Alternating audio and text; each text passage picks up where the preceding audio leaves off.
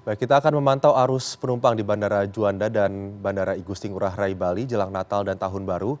Sudah ada Kansa Tamarindora di sana dan juga Igede Nyoman Wiryadinata. Kita ke Bandara Juanda terlebih dahulu. Dora, selamat pagi. Saat ini menjelang puncak ya kedatangan wisatawan domestik. Bagaimana kemudian antisipasi yang dilakukan oleh pihak bandara untuk kemudian tetap menjaga protokol kesehatan agar tidak terjadi penyebaran virus COVID-19? Selamat pagi Aldi, jika dibandingkan dengan tahun lalu secara akumulasi jumlah penumpang dari bulan Januari hingga November 2020 dibandingkan dengan secara akumulasi jumlah penumpang mulai Januari hingga November 2021 ini menurun sekitar 8% atau dari angka 5,6 juta penumpang pada tahun lalu kini turun menjadi 5,2 juta penumpang. Namun jika kondisi ini dibandingkan dengan setiap bulan, artinya sejak bulan Oktober, kemudian November dan Desember 2021, setiap bulannya ini jumlah penumpang yang ada di Bandara Internasional Juanda Surabaya di Sidoarjo, Jawa Timur mengalami peningkatan. Nah, saya konfirmasi data ini dari manajer humas dari PT Angkasa Pura I Juanda yang menyatakan bahwa pada Oktober 2021 Bandara Internasional Juanda Surabaya di Sidoarjo melayani ada sekitar 18.000 penumpang per hari. Kemudian pada November jumlahnya terus meningkat menjadi sekitar 22.000 penumpang per hari dan pada Desember hingga minggu ketiga ini jumlahnya masih terus meningkat menjadi 25.000 penumpang per hari. Nah, ini kemudian hanya jumlah penumpang domestik saja karena sejak September 2021 Bandara Internasional Juanda Surabaya di Sidoarjo ini masih belum bisa melayani atau masih belum menjadi pintu masuk bagi pelaku perjalanan luar negeri. Nah, kemudian karena jumlah penumpang yang terus mengalami kenaikan ya menjelang libur Natal dan Tahun Baru khususnya sejak Oktober 2021, pihak pengelola Bandara Internasional Juanda telah melakukan beberapa upaya khususnya untuk mengantisipasi terjadinya kepadatan jumlah penumpang pun demikian untuk meminimalisir adanya penularan COVID-19 diantaranya adalah dengan menambah jumlah meja validasi aplikasi Peduli Lindungi. Seperti yang bisa Anda lihat di belakang saya ini merupakan proses pengecekan dari para penumpang. Mereka ini sedang menuju meja validasi dan hingga hari ini ada sekitar 8 hingga 10 meja validasi aplikasi Peduli Lindungi yang diberikan atau disediakan oleh pengelola bandara dan tampaknya pengelola bandara akan berencana untuk menambah meja validasi aplikasi Peduli Lindungi sekitar 5 hingga 6 meja untuk mengantisipasi jumlah penumpang yang terus naik hingga awal 2022. Nah, kemudian tidak hanya berencana menambah meja validasi dari aplikasi Peduli Lindungi, pengelola bandara juga telah memaksimalkan ruang tunggu yang ada. Saat ini, Bandara Internasional Juanda Surabaya memiliki 12 ruang tunggu. Nah, hingga hari ini ruang tunggu yang digunakan ada 6 hingga 7. Itu artinya jika nantinya terjadi kepadatan jumlah penumpang, maka Bandara Internasional Juanda masih memiliki 6 atau 5 ya cadangan ruang tunggu yang nantinya akan bisa digunakan. Kemudian tidak ada extra flight atau penerbangan tambahan yang diberikan selama masa Natal dan Tahun Baru dan hingga hari ini terdapat ada 194 penerbangan take off maupun landing khususnya penerbangan domestik yang ada di Bandara Internasional Juanda. Nah, meski demikian, meskipun tidak ada extra flight, namun pihak bandara ini masih memprediksi ya bahwa kepadatan atau kenaikan jumlah penumpang ini masih akan terus terjadi, khususnya hingga awal 2022. Nah, prediksi yang kemudian dilakukan oleh pengelola bandara adalah kepadatan penumpang pada saat masa Natal pada tahun 2021 ini adalah terjadi pada 25 Desember. Nanti diprediksi pada tanggal 25 Desember 2021 akan ada 26.000 penumpang pada hari itu. Kemudian prediksi juga dilakukan oleh PT Angkasa Pura I Juanda yaitu pada Tahun Baru 2 Januari 2022 diperkirakan akan ada 28.000 penumpang pada hari itu. Nah, ini yang kemudian menjadi fokus dari pengelola bandara untuk terus memaksimalkan baik kemudian meja validasi peduli lindungi, kemudian juga dengan counter check-in yang sekarang jumlahnya mencapai 30 counter check-in, kemudian juga nantinya akan memaksimalkan ruang tunggu yang ada di Terminal 1 atau Terminal Domestik Bandara Internasional Juanda Surabaya di Sidoarjo. Kemudian untuk pemantauan protokol kesehatan, ini yang kemudian juga menjadi concern dari pengelola bandara adalah saya memantau di sini ada beberapa petugas yang kemudian memberikan informasi ya, atau menegur jika ada penumpang yang tidak taat terhadap protokol kesehatan, seperti misalnya sesekali para penumpang ini melepas maskernya, maka petugas akan langsung mendatangi penumpang tersebut dan kemudian memberikan himbauan agar untuk tetap menerapkan protokol kesehatan seperti menggunakan masker dan tidak berkerumun. Pun demikian ketika berada di dalam ruang tunggu, beberapa menit sekali, sekitar 3 atau 5 menit sekali masih bisa didengar ya adanya pengumuman yang diulang-ulang kemudian untuk memberikan informasi atau mengingatkan atau mengimbau para penumpang untuk terus menerapkan protokol kesehatan.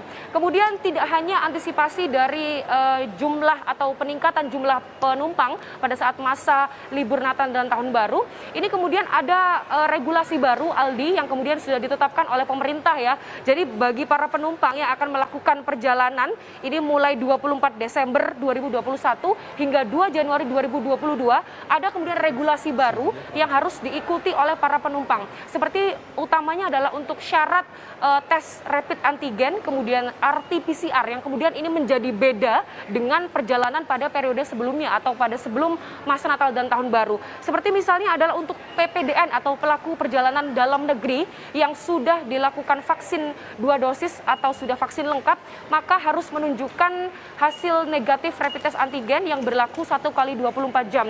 Sementara bagi pelaku perjalanan dalam negeri atau PPDN yang kemudian di atas 17 tahun yang belum mendapatkan vaksin lengkap atau baru mendapatkan 1 dosis vaksin, maka perjalanannya dibatasi untuk sementara waktu. Namun kondisinya berbeda jika penumpang dewasa tersebut harus melakukan perjalanan via udara yang kemudian mempunyai tujuan untuk berobat atau tindakan medis, maka tetap diperbolehkan melakukan perjalanan menggunakan transportasi udara ini, namun kemudian harus menunjukkan hasil RT-PCR negatif yang berlaku 3 kali 24 jam dan menyertakan surat dari dokter dari rumah sakit pemerintah. Sementara bagi anak di bawah 12 tahun harus menunjukkan RT-PCR juga yang masa berlakunya adalah 3 kali 24 jam dan harus didampingi oleh orang tua dan keluarga.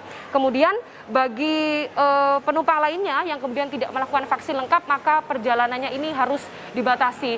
Ini yang kemudian menjadi beda dengan aturan atau regulasi sebelumnya Aldi, jika pada sebelumnya penumpang yang vaksinnya ini belum lengkap ya, artinya masih melakukan 1 dosis vaksin, maka penumpang tersebut masih diperbolehkan untuk bepergian melalui menggunakan moda transportasi pesawat, namun harus menggunakan RT-PCR. Namun pada masa periode Natal Tahun Baru ini kemudian ada perubahan regulasi bahwa perjalanannya dibatasi, khususnya bagi yang belum mendapatkan vaksinasi lengkap.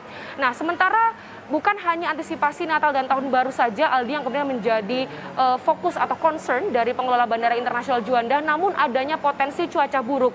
Nah, BMKG Stasiun Meteorologi Kelas 1 Juanda Surabaya menyatakan bahwa secara umum wilayah Jawa Timur ini sudah masuk musim hujan sejak November 2021 dan intensitasnya akan terus tinggi pada Desember dan akan mencapai puncak musim hujan pada Januari hingga Februari 2022. Untuk itu, beberapa antisipasi juga sudah dilakukan oleh pengelola bandara, seperti misalnya adalah dengan terus memantau atau berkoordinasi dengan BMKG mengenai perakiraan cuaca, kemudian juga telah menyiapkan atau membersihkan beberapa saluran air di sini agar tidak tergenang, kemudian melakukan pemantauan atau pengecekan landasan pacu secara rutin dilakukan setiap hari. Kemudian juga Bandara Internasional Juanda ini menyatakan siap akan menerima pengalihan pendaratan ke bandara tujuan, seperti misalnya dengan memaksimalkan parking slot pesawat, kemudian dengan adanya ruang tunggu yang masih ada yang bisa kemudian diberikan kepada para penumpang yang nantinya melakukan pengalihan pendaratan atau divert ke bandara tujuan. Aldi. Baik, Dora, titik puncak keberangkatan juga kedatangan penumpang di Bandara Juanda terjadi pada tanggal 26 Desember dan juga 2 Januari yang berdasarkan prediksi tadi Anda laporkan. Terima kasih. Dora, selanjutnya kita akan bergeser ke Bandara Igusti Ngurah Rai Bali. Di sana sudah ada koresponden maksud kami Gede Nyoman Wiryadinata. Selamat pagi. Nyoman, saat ini bagaimana pantauan keberangkatan juga kedatangan wisatawan domestik di sana? Ya Aldi, kalau kita lihat semenjak 3 bulan yang lalu, Bali memang ketika COVID-19 melandai, termasuk juga warga yakin aman karena sudah divaksinasi 2 kali ataupun sudah divaksin sekali. Mereka sudah mulai mendatangi objek-objek wisata, termasuk juga di Pulau Bali ini. Artinya 3 bulan terakhir, bahkan di 2 bulan terakhir banyak sekali wisatawan domestik, baik mereka yang melakukan karena urusan pekerjaan, artinya rapat-rapat tahunan, baik oleh pemerintah maupun swasta, sudah mulai dilakukan di Bali, sehingga Bandara Igusti Ngurah Rai terutama di terminal domestik sangat ramai dibandingkan dengan di bulan-bulan sebelumnya. Artinya apalagi menjelang libur Natal dan Tahun Baru ini, sebulan lalu memang sudah mulai meningkat lagi. Artinya kalau rata-rata per hari di hari kerja hanya sekitar 8.000 hingga 9.000 orang per hari yang datang, kemudian di akhir pekan selalu mengalami peningkatan, mulai dari hari Jumat, Sabtu, dan Minggu. Kisarannya berkisar 11 hingga 11 hingga 12 ribu orang per hari yang datang melalui terminal domestik ini. Kemudian 1 minggu menjelang Natal dan Tahun Baru ini, libur Natal dan Tahun Baru ini juga peningkatan terjadi. Artinya di hari Jumat kemarin masih menjadi yang tertinggi, artinya ada 14.648 orang yang tiba di Bandara Igusti Ngurah Rai Bali untuk melakukan kunjungan ataupun berlibur menjelang Natal dan Tahun Baru. Tentunya mereka mempunyai alasan kenapa memajukan libur tidak ketika tanggal 24 hingga tanggal 2, dengan alasan mereka ingin mengunjungi objek wisata dengan leluasa, artinya tidak ramai pengunjung nanti ketika misalnya libur Natal sudah berlaku dan Tahun Baru sudah berlaku. Termasuk juga menghindari prasyarat khusus yang bagi mereka yang belum mendapatkan dosis vaksin lengkap.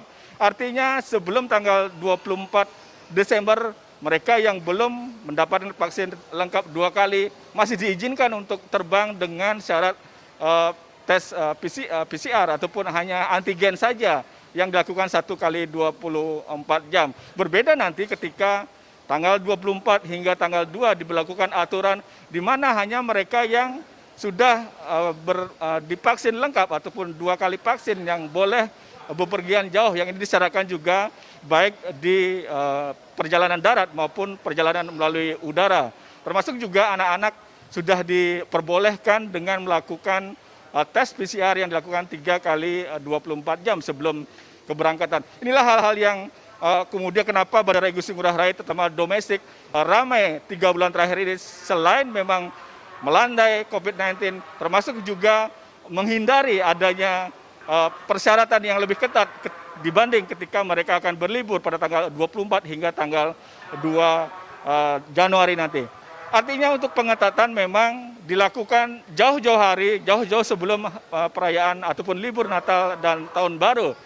Dan diperketat lagi dengan sudah diadanya posko Natal dan Tahun Baru, di mana penambahan personil baik TNI dan Polri juga nanti akan membantu untuk mengawasi pengetatan protokol kesehatan, terutama di tempat-tempat yang menjadi tempat berkerumun, misalnya di drop zone, kemudian di area penjemputan, dan ada petugas.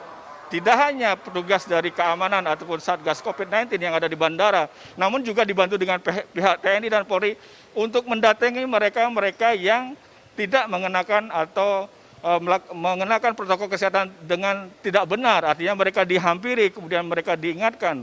Termasuk juga selalu diupayakan untuk melakukan pemberitahuan, pengingatan melalui pengeras suara, agar mereka menjaga jarak, tidak berkerumun, dan tentunya menggunakan masker secara benar. Itu yang saya lihat di area terminal, baik di luar check-in, baik di terminal kedatangan maupun keberangkatan, dan tentunya di area check-in, keberangkatan, dan kedatangan juga dilakukan hal yang sama. Artinya ketika mereka akan datang ke Bali, tentunya prasyarat keberangkatan sudah harus dipenuhi, seperti misalnya menunjukkan kartu vaksin, termasuk juga sudah melakukan check-in dengan aplikasi Peduli Lindungi yang bisa dipantau bagaimana status orang tersebut, apakah penumpang tersebut yang akan menuju ke Bali, apakah vaksinnya sudah lengkap, ataupun persyaratan PCR ataupun antigen sudah dipenuhi, dan tentunya termasuk juga apakah suhu tubuh mereka sudah layak sesuai dengan yang dipersyaratkan, hanya boleh 37,3 derajat Celcius saja. Artinya ini selalu dipantau dengan protokol kesehatan yang sangat ketat di Bandara Igusti Ngurah Rai Bali. Kalau kita lihat di sisi bandara, namun di luar bandara artinya ketika mereka melakukan kunjungan ke objek-objek wisata juga sudah dipersiapkan hal-hal yang sama. Seperti misalnya aplikasi Peduli Lindungi, tidak kurang dari 10.000 tempat yang sudah mendapatkan aplikasi ataupun QR Code aplikasi Peduli Lindungi yang dapat diakses ketika para pengunjung akan memasuki pintu gerbang untuk memasuki. Tidak hanya di tempat-tempat tertutup, namun juga di tempat terbuka seperti pantai ataupun tempat-tempat kebun yang luas ataupun tempat-tempat yang terbuka. Artinya ini menjadi salah satu bagaimana untuk mencegah terjadinya penyebaran COVID-19 ataupun varian baru yang kemudian sudah sempat terdeteksi di Jakarta. Artinya hanya saja Aldi, memang di pantai tidak begitu banyak pengunjung sehingga penjagaan aplikasi Peduli Lindungi tidak dilakukan di pintu masuk, artinya masih ada wisatawan ataupun pengunjung yang tidak melakukan scan QR Code, namun mereka masuk saja ke areal pantai, dan ini mungkin bisa menjadi perhatian Satgas Covid maupun pengelola objek-objek wisata sehingga dapat mencegah terjadinya penyebaran kembali COVID-19 di Pulau Bali ini, Aldi. Nyoman, mungkin Anda bisa sedikit saja mengulas, tahun lalu ini kan menjadi tahun yang suram ya bagi pariwisata Bali. Tahun ini bagaimana di tengah adanya peningkatan ya jumlah wisatawan domestik di sana menjelang libur Natal dan Tahun Baru, bagaimana peningkatan okupansi hotel di sana, kemudian tingkat hunian-hunian kamar dan juga tempat-tempat wisata di Provinsi Bali? Iya, Adi, kalau tadi saya bergerak dari Denpasar menuju ke Badung, ke areal bandara ini, terlihat di salah satu toko kue oleh-oleh sudah terlihat adanya antrean. Artinya ini menunjukkan bahwa wisatawan sebelum meninggalkan ke Bali menyempatkan, walaupun mereka antre, mereka menyempatkan diri untuk membeli oleh-oleh yang mereka sukai. Artinya kalau kita lihat sebelumnya ini sangat sepi sekali, dan antrean ini menunjukkan bahwa ada keramaian menjelang ataupun saat kondisi Bali melandai dari COVID-19 seperti ini. Artinya ini juga dirasakan tentunya tidak hanya oleh toko oleh-oleh, termasuk juga oleh-oleh kue, namun juga hotel-hotel yang menjadi tempat mereka menginap, baik di Kuta, Nusa Dua, termasuk juga di Ubud, Gianyar, dan di Sanur tentunya. Dan bahkan hingga saat ini pihak pengelola hotel masih memberikan diskon.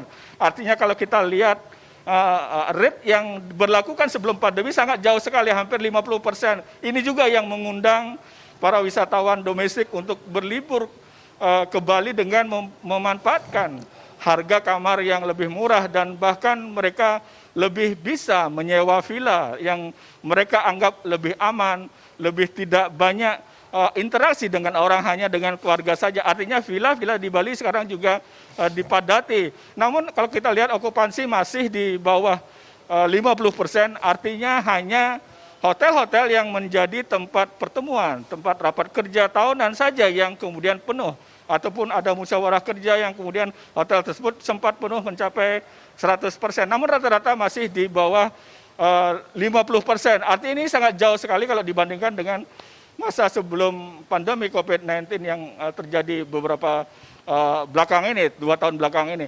Kalau kita lihat secara data di tahun 2020 saja untuk wisatawan domestik yang datang ada sekitar 1 juta orang.